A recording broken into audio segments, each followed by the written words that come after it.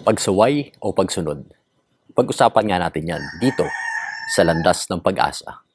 Ako po si Alvin Fabella at ngayong araw na ito, tayo magnilay sa Aklat ni Mateo, chapter 21, verses 28 to 32.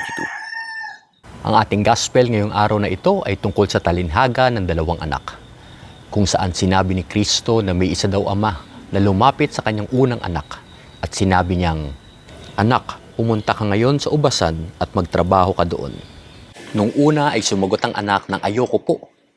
Pero nagbago ang kanyang pasya at nagtrabaho din siya sa ubasan. Ang ama ay lumapit din sa kanyang pangalawang anak at inalok din niya na magtrabaho sa ubasan. Sumagot ito ng, "Opo, ngunit hindi naman pumunta sa ubasan."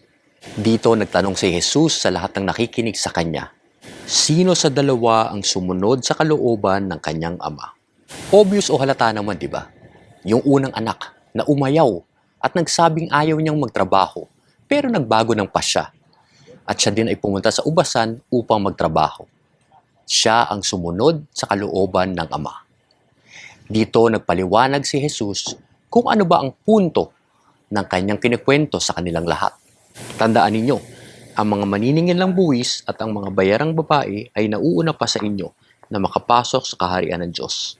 Sapagkat naparito na sa inyo si Juan at itinuro ang pagsunod sa kalooban ng Diyos at hindi niyo siya pinaniwalaan. Ngunit naniwala sa kanya ang mga maniningil ng buwis at ang mga bayarang babae.